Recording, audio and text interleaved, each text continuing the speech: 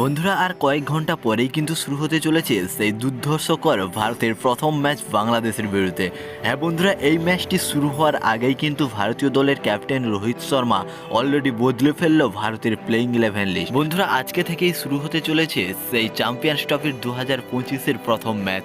বন্ধুরা, কালকেই রয়েছে ভারত বাংলাদেশ ম্যাচ এবং এই ম্যাচের আগেই ভারতীয় টিম বদলে ফেললো তাদের দুর্ধর্ষ ওপেনিং জুটি এবং তার সঙ্গে সঙ্গে প্লেইং 11-এর লিস্টও। বন্ধুরা, কারা কারা খেলতে চলছে বাংলাদেশের বিরুদ্ধে আজকের আমরা এই ভিডিওতে জানতে পারবো এবং কোন নতুন সময়ে এই ম্যাচটি শুরু হবে এটিও জানাবো এই ভিডিওতে। বন্ধুরা, ভিডিওটি শুরু করার আগে এবছরের চ্যাম্পিয়ন ট্রফি দেখার যদি তোমার ইন্টারেস্ট থাকে তাহলে ভিডিওটিকে একটি লাইক এবং চ্যানেলটিকে সাবস্ক্রাইব করে দিও। বন্ধুরা, আর কিছু সময় পরে কিন্তু শুরু হতে চলেছে সেই দুর্ধর্ষকর ম্যাচ ভারত এবং বাংলাদেশের মধ্যে। বন্ধুরা, ম্যাচটি কিন্তু শুরু হবে ইউএই দুবাই ক্রিকেট স্টেডিয়ামে।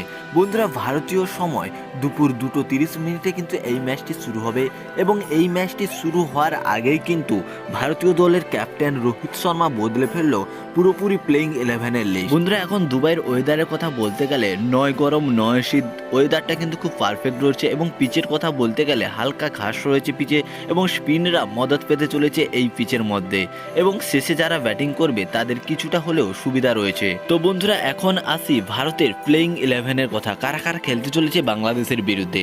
বন্ধুরা, ওপেনিং করতে চলেছে ক্যাপ্টেন রোহিত শর্মা এবং ভাইস ক্যাপ্টেন শুভমন গিল। হ্যাঁ বন্ধুরা, ইংল্যান্ডের বিরুদ্ধে ওডিআই সিরিজে কিন্তু রোহিত শর্মা দুর্ধর্ষ একটি সেঞ্চুরি করে, তার সঙ্গে সঙ্গে ভাইস ক্যাপ্টেন শুভমন গিলও 4 ছক্কার বন্যা বইয়েও সেঞ্চুরি করেছিল, তাই দুজনে কিন্তু খুব দুর্ধর্ষ ফর্মে রয়েছে।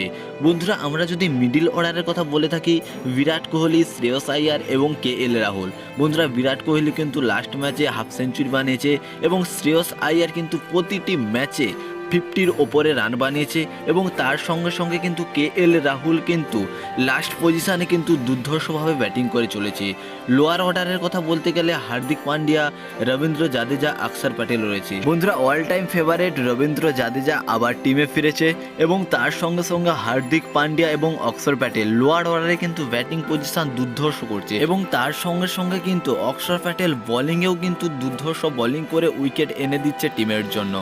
বোলিংয়ের কথা বলতে গেলে আর্শদীপ সিং, মোহাম্মদ শামি এবং কুলদীপ যাদব। ভারতীয় দল কিন্তু এই দুইজন স্পেস বোলারের ওপর নির্ভর করছে, আর্শদীপ সিং এবং মোহাম্মদ শামি। বন্ধুরা, মোহাম্মদ শামি কিন্তু আবার পুনরায় জাতীয় দলে যোগদান করেছে এবং আর্শদীপ সিং কিন্তু বোলিং করে অনেক উইকেটও এনে দিচ্ছে এবং আবার জাতীয় দলে ফিরে এসেছে সেই গুগলি স্পিনার কুলদীপ যাদব। বন্ধুরা, এই হচ্ছে ভারতের প্লেইং 11-এর লিস্ট। বন্ধুরা, তোমাদের কি মনে হয় এই প্লেইং 11-এ আর কাকে চেঞ্জ করলে ভারতীয় দল আরও শক্ত মজবুত হবে? তোমরা তোমাদের মতামত কিন্তু অবশ্যই কমেন্ট করে জানাবে। ধন্যবাদ।